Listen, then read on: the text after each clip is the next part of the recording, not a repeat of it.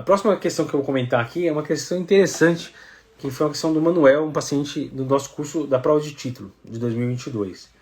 Ele perguntou o que a gente faz com um paciente que está com uma congestão refratária e está com albumina baixa, que está com hipoalbuminemia.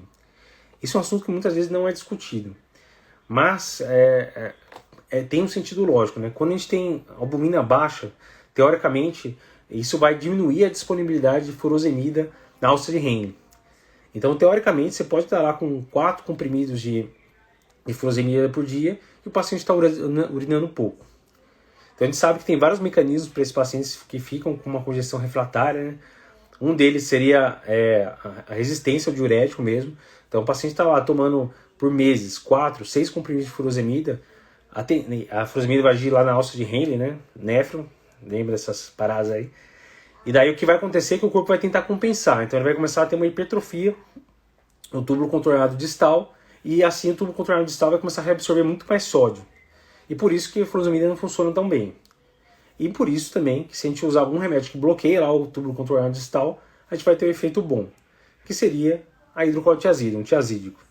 Então esse é o racional do bloqueio sequencial do néfron. Então você está usando furosemida já, está com espirono, que é outro diurético, poupador de potássio, mas a gente não está usando só pelo efeito de diurese, né? Você vai utilizar também pelo efeito dele em remodelamento cardíaco, etc.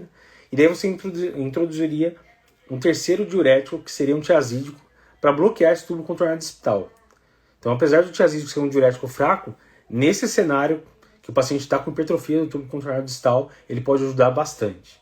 Mas o que o Manuel trouxe para a gente aqui de questão foi o paciente que às vezes continua com sintomas refratários, mesmo usando às vezes o bloqueio sequencial do néfron. E você vai lá, colhe uma albumina dele, tem albumina de 2,5, normal geralmente acima de 3,5. A gente sabe que a albumina baixa é um sinal de mau prognóstico em um paciente com IC, beleza. Mas o que a gente vai fazer com isso? A princípio, a gente não tem muita evidência para dar albumina para esse paciente. Então, não há recomendações para repor albumina. Mas, quando você vai ver a diretriz de 2018, eles colocam lá fatores, tem uma tabela para quem se interessar, quadro 2.1, até peguei aqui. Paciente que está com congestão refratária usando diurético de alça com albumina baixa, ele até coloca lá na tabela considerar reposição de albumina antes de usar o diurético. Ele coloca na tabela lá da diretriz de 2018. Mas quando você vai para o texto, ele fala que a evidência é muito fraca, então não há evidência para sugerir. Então, casos refratários você pode até discutir. Tem que tomar cuidado que a albumina é uma medicação cara, nem sempre vai estar disponível.